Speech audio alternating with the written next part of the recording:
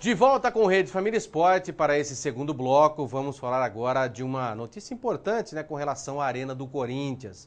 Mesmo debaixo de uma chuva torrencial que caiu durante todo o dia de ontem em São Paulo, o gramado do Itaquerão recebeu as primeiras sementes. O plantio foi marcado pela presença do ex-presidente Andrés Sanches, que esteve presente e comandou simbolicamente uma das máquinas que semeia, e passou pela área onde será o campo do estádio. De acordo com nota divulgada pela assessoria de imprensa do Corinthians, o gramado da Arena Corinthians deve ficar pronto em setembro.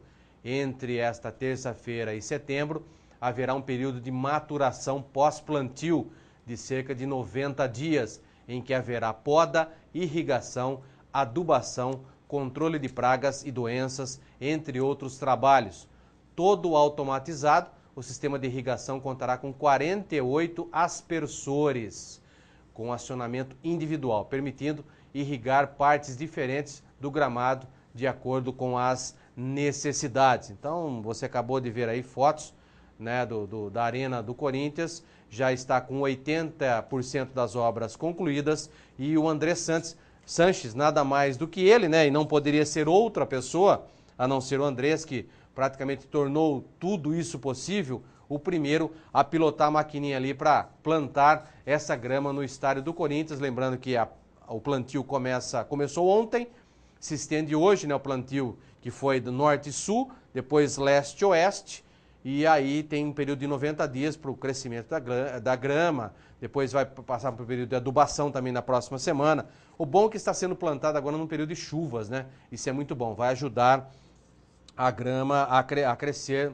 Então já é o estádio do Corinthians já recebendo essa grama que será uma grama de inverno, tá? Lembrando que será uma grama de inverno, até porque a Copa do Mundo acontecerá justamente no mês que nós estaremos no inverno no ano que vem. Então vai ser uma grama que vai precisar de muita irrigação, mesmo na época do calor. Isso foi instalado embaixo do gramado do Corinthians um sistema para resfriamento da grama. Então, um sistema automático de resfriamento. Como é uma grama de inverno, ela no calor forte ela vai precisar de ser resfriada, porque senão ela morre. Então, um sistema de resfriamento automático foi instalado para que essa grama... É uma grama utilizada nos principais estádios europeus.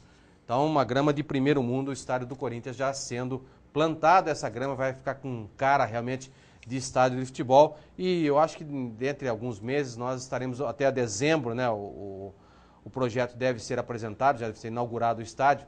Eu acho que até lá nós já estaremos, quem sabe, mostrando o estádio do Corinthians para todo mundo do Brasil ver lá dentro, Vamos fazer uma matéria especial com todas as partes da Arena Corinthians, como nós fizemos em algumas arenas aqui no interior de São Paulo, muitos se lembram disso. Com problemas com a concessionária que administra o Maracanã, o Flamengo, que ainda não anda bem financeiramente, recebeu proposta para levar a partida contra o Coritiba para o Mané Garrincha. Confira por quanto em dinheiro isso vai custar. O Flamengo está prestes a confirmar o Estádio Nacional Mané Garrincha como palco da partida contra o Coritiba no próximo dia 6, pela 6ª rodada do Brasileirão. A confirmação só depende da liberação do estádio por parte da Federação Brasiliense de Futebol. O desejo inicial era de que o duelo que marca o retorno do Brasileirão e a estreia de Mano Menezes no banco acontecesse no Maracanã. Porém, o andamento lento das negociações com o consórcio que gera o estádio atrapalhou os planos do rubro-negro carioca. O Flamengo ainda receberá da empresa que irá terceirizar o jogo um valor que ultrapassaria 2 milhões de reais por jogar em Brasília. Mas imagine só, o Flamengo recebe 2 milhões, mas deve arrecadar muito mais do que isso. Então o Flamengo praticamente terá um prejuízo, porque vai receber só 2 milhões. Enquanto se você fizesse, se o Flamengo fosse o detentor do mandante desse jogo nessa arena, lá em Brasília, teria capacidade de colocar 5, 6 milhões no bolso, como o Santos já fez ultimamente, tendo um montante de 7 milhões de reais arrecadado. Então 2 milhões é muito pouco para o Flamengo, Mas hoje em dia, precisando de dinheiro, o Flamengo infelizmente passa por situações constrangedoras como essa. Vai ter que aceitando migalhas para que o Flamengo não passe por situações dessa e consiga honrar os seus compromissos. Aí depois vem a informação que o Flamengo quer tirar o Sheik do Corinthians, pagar um salário astronômico para ele. Vai pagar com o quê? Com o quê? É isso que o pessoal imagina, né?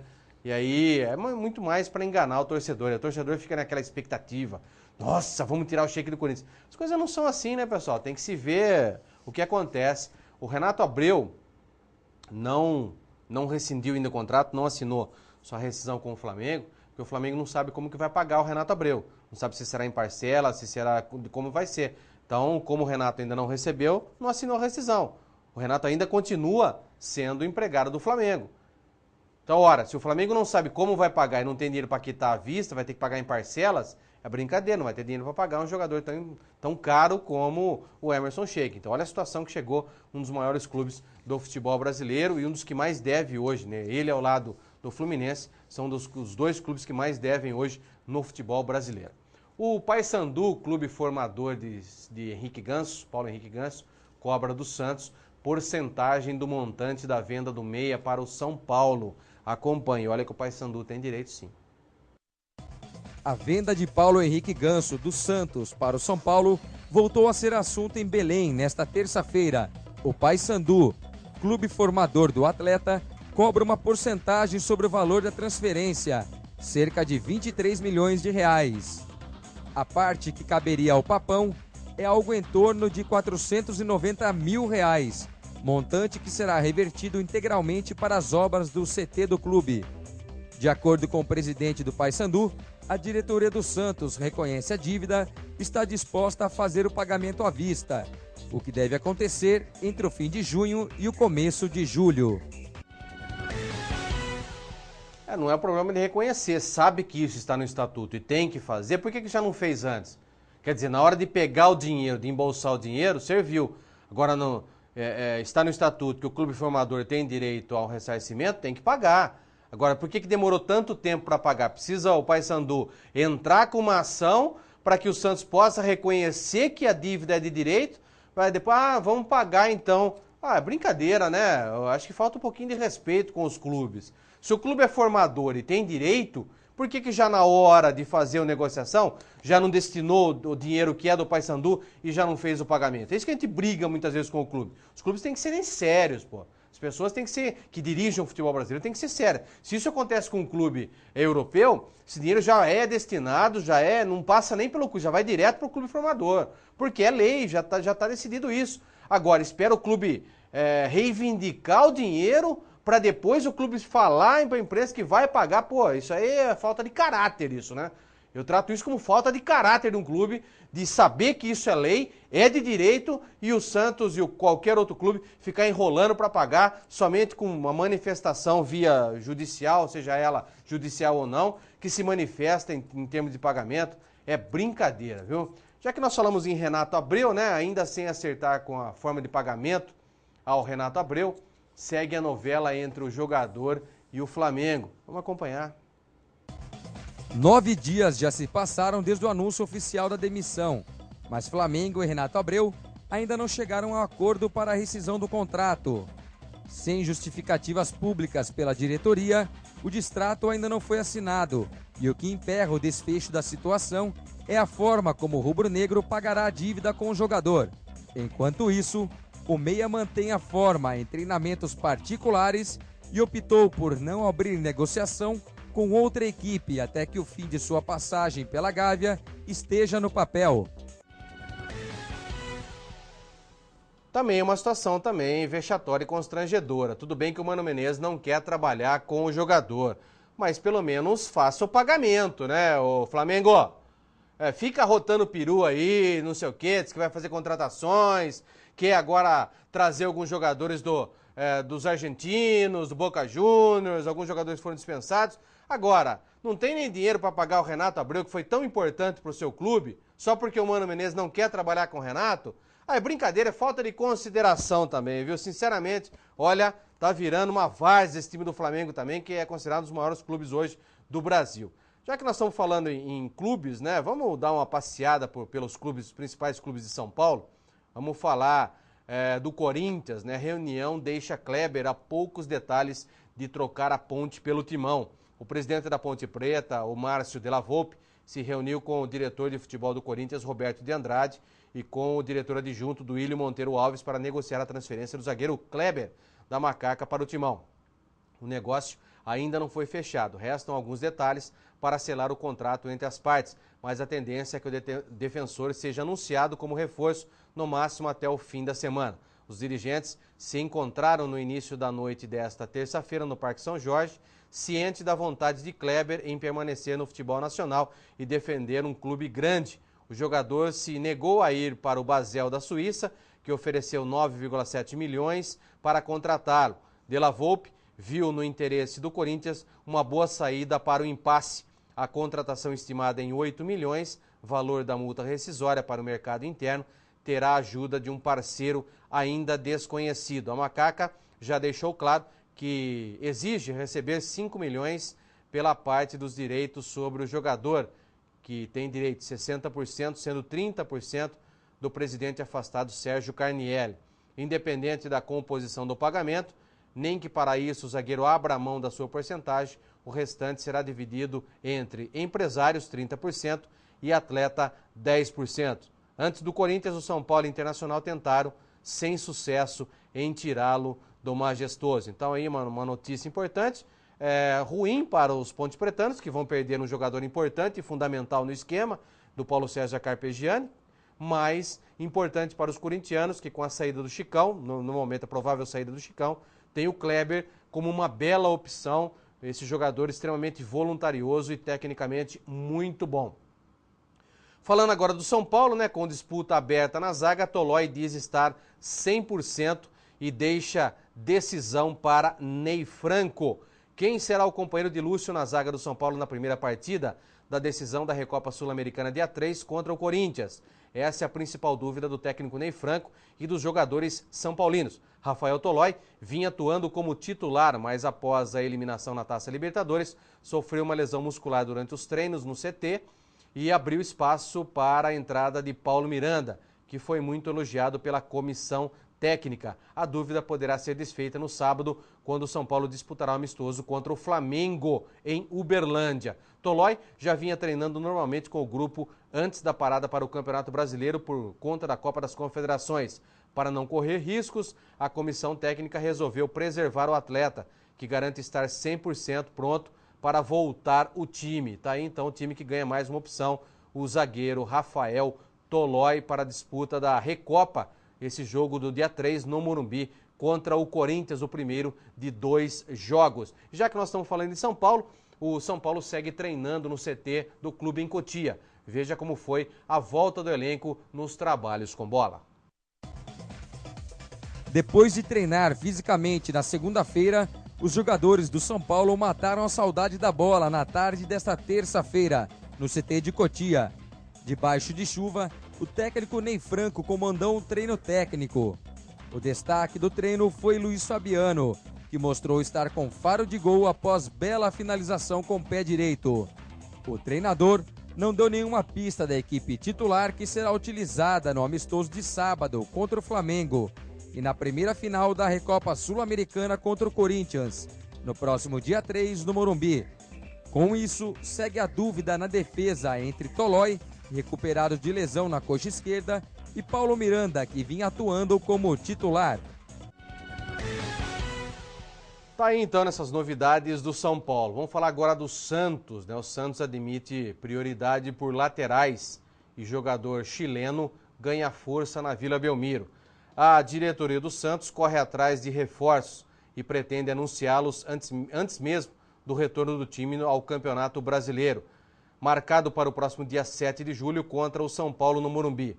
O vice-presidente de futebol, Odílio Rodrigues, admite que os laterais estão entre as prioridades, enquanto o jornal El Mercúrio do Chile publica que o Peixe voltou à carga para tentar contratar o chileno Eugênio Mena, lateral esquerdo do Universidad de Chile.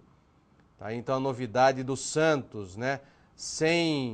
Temos conversado com a Universidade do Chile, com a agente dos jogadores, é uma possibilidade que seguimos avaliando, disse o Odílio. Mena tem 24 anos e atuou toda a carreira no futebol chileno. Além de lateral, ele também já jogou como zagueiro. O Granada da Espanha também tem interesse no jogador, que ainda não tem passaporte europeu, o que pode endurecer a transferência para o futebol da Europa. Por enquanto, o Santos tem em seu elenco para a lateral esquerda o veterano Léo, que vai completar 38 anos em julho, e os jovens Emerson e Paulo Henrique. Guilherme Santos, que fazia parte do elenco comandado por Muricy, foi afastado e está treinando em separado com o restante do elenco santista. Bruno Cortes, do São Paulo, chegou a ser especulado, mas não acertou com o clube. Tá? Então as informações do Santos. Depois de Neymar, o quadro Essa é a Nossa Seleção apresenta hoje mais um menino. Trata-se de Bernard, uma das maiores promessas das categorias de base do Atlético Mineiro. Além de veloz em campo, é rápido também em aprender a tocar instrumentos musicais para curtir um bom pagode nas concentrações. Veja. O garoto de futebol ofensivo, habilidoso e veloz vem conquistando a confiança de muita gente. Bernard, o cara do Essa é a Nossa Seleção de hoje, é talvez um dos mais chegados no estilo musical mais popular do Brasil e entre os boleiros, o pagode. Natural de Belo Horizonte, o garoto cresceu com um gosto pela música, mas foi só nas concentrações da seleção brasileira e do Galo Mineiro que o meio-atacante de 20 anos aprendeu a tocar pandeiro. Ele também já se arrisca no cavaquinho. O estilo bom filhão também se nota pela tatuagem no braço, a qual homenageia os pais. Na adolescência, por ser franzino, Bernard foi rejeitado em categorias de base, inclusive do Galo. E como muitos boleiros, fez tratamento hormonal para crescer. Com apenas 1,63, o baixinho Bernard cresce cada vez mais no Galo Mineiro, onde chegou em 2008 nas categorias de base. Em 2010, Bernard, ainda não profissional, foi emprestado ao Democrata de Sete Lagoas. Após se destacar jogando a segundona do Mineiro, teve proposta do Al Ahly, do Catar.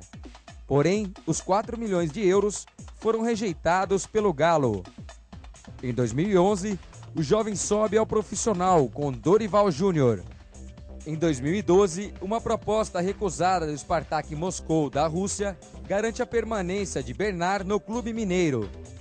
Em 2012 e 2013, é bicampeão mineiro com o Galo. Considerado a revelação do brasileiro do ano passado, chama a atenção de Felipão, que o convoca pela primeira vez para o Superclássico das Américas de 2012. Esse é Bernard, mais um legítimo brasileiro. A habilidade que faz a alegria dos torcedores e do Essa é a Nossa Seleção. É bom jogador esse menino, né? Esse menino veio justamente para suprir uma necessidade de jogadores velozes. O Atlético Mineiro usa muito bem o Bernard em seu time. É umas características do técnico Cuca em usar um jogador com muita velocidade pelo setor direito. E na seleção brasileira vem ganhando algumas oportunidades. É lógico que ainda é jovem em valor, não tem ainda uma experiência com a camisa da seleção brasileira, mas aos poucos o técnico Luiz Felipe Scolari vem dando oportunidades para que o menino se adapte ao esquema que o técnico Felipão quer. Ainda não tem a característica de marcação, isso vai aprender com o tempo. É um jogador extremamente veloz e ofensivo, mas ainda não faz aquele trabalho de recomposição defensiva no meio de campo. É por isso que muitas vezes o técnico Luiz Felipe Scolari prefere a utilização do Hulk. O Hulk já sabe fazer e já tem uma característica, e herdada essa característica do futebol europeu, de muita força ofensiva e recomposição defensiva. Então, por isso que prefere o técnico Felipão em usar um jogador como o Hulk. Mas em situações onde o jogo já está definido e precisa de uma velocidade, o Bernard é uma opção muito boa, porque é um menino muito ágil e pode ser útil a essa nossa seleção, não tenho dúvidas disso. Então, parabéns ao Bernard, que vem fazendo uma bela campanha no Atlético Mineiro, com a camisa do Atlético Mineiro, e vem sendo utilizado algumas vezes pelo técnico Luiz Felipe Scolari, vem ganhando a confiança do Felipão. O torcedor do Corinthians segue com a pulga atrás da orelha com relação ao time base, quando o Timão voltar às disputas do Brasileiro. Veja qual é a principal dúvida de Tite para a sequência do Brasileirão. Desde o empate por 1-1 com a Portuguesa no dia 8 de junho, a principal dúvida do torcedor gira em torno da escalação titular para o segundo semestre. Afinal, quem serão os 11 que começarão o jogo contra o São Paulo no dia 3 de julho pela ida da Recopa Sul-Americana? Ainda sem dar indícios nos treinos abertos à imprensa, Tite tem no meio-campo seu principal ponto de interrogação. A filosofia de trabalho do treinador no timão sempre foi clara: joga quem treina melhor. Contratado do Flamengo, Ibson deverá brigar por uma vaga no setor com Renato Augusto, recuperado de grave lesão muscular na coxa direita. Eles despontam como concorrentes diretos pelo posto de armador do time, já que Douglas, irregular, deverá ficar no banco por enquanto. Outra novidade no Parque São Jorge a qualquer momento deve ser o anúncio da contratação de Kleber, ex-Ponte Preta. O Renato Augusto é uma bela opção, né? Já está totalmente recuperado de uma contusão muscular que teve, aliás, uma contusão extremamente séria, num jogo contra o Guarani na cidade de Campinas. E a opção do técnico acabou não tendo muitas opções, né? O técnico tentou o Douglas, a volta do Douglas, que tem problemas com a balança. O Douglas não voltou a ser o mesmo. Trouxe o Ibson, né? Agora somente. Então o Ibson deve brigar por essa posição com o Renato Augusto. Mas ainda acho que o Renato Augusto é o principal jogador e está na frente do Ibson. Ibson não é meia, Ibson é um dos volantes, é chamado segundo volante. Agora, como meia, ele não deve ter dúvidas e vai apostar com o Renato Augusto. O Ibson deve ser uma das opções para o lugar do Paulinho. Aí sim, ele deve brigar na posição do Paulinho. Então o Ibson deve ser um daqueles que vai brigar ali pela posição do Paulinho. Renato Augusto já está definido que vai entrar na posição que hoje é ocupado por Douglas, né? Até porque opções o técnico Tite tem de monte. Precisa ver quem vai dentro de campo resolver a situação do Tite. O Tite ele é muito justo com relação a isso. Joga quem estiver em melhores condições técnicas e físicas. Então eu acho que numa dessa daí, Renato Augusto pode sim voltar a ser o titular, não da camisa 10, que cada um tem um número de camisa, mas no meio-campo, a comandar o meio-campo do Corinthians. Quem diz que mulher não tem habilidade com a bola? Pois é, na Tanzânia, país africano, uma mulher mostra para muito marmanjo, perna de pau por aí, como é que se faz. Veja. A mulher faz apresentações em um mercado da Tanzânia e sabe o que faz. Mostra habilidade com a cabeça e depois nas embaixadinhas, sem deixar a bola cair. Este vídeo já foi visto por mais de 70 mil pessoas. Nossa, essa veio para quebrar um monte de marmanjo que não sabe nem o que é bola. Se diz comentarista, que se diz jogador de bola, mas não sabe nem fazer uma embaixadinha com a bola, né? O que ela faz com a bola é brincadeira. E de saia ainda, hein? hein? Tem muito cara aí que tá procurando um lugar para enfiar a cabeça. O cara não consegue dar duas embaixadinhas com a bola e a mulher aí esbanjando categoria. Parabéns à tanzaniana aí que faz aí todas essas embaixadinhas com a bola. Tem muito jogador também, perna de pau, que só sabe dar chutão para cima e só sabe fazer falta no meio de campo. E um deles é o treinador de um time brasileiro aí hoje, que anda falando muita besteira, que não consegue fazer metade do que essa mulher faz aí. Então parabéns a ela, né? Tá ensinando muito marmanjo, perna de pau, como é que se dá embaixadinhas. Parabéns, né? É legal ver imagens como essa. E mulher ainda, né, rapaz? Mulher, quem disse que mulher não sabe jogar bola? E eu tenho certeza que mulher, quando se põe a fazer qualquer coisa, é muito melhor do que o homem, eu não tenho dúvidas disso. Vamos a mais uma parada do Rede Família Esporte. Daqui a pouquinho a gente volta, logo após as nossas mensagens comerciais, com o último bloco do Rede Família Esporte. Até a seguir.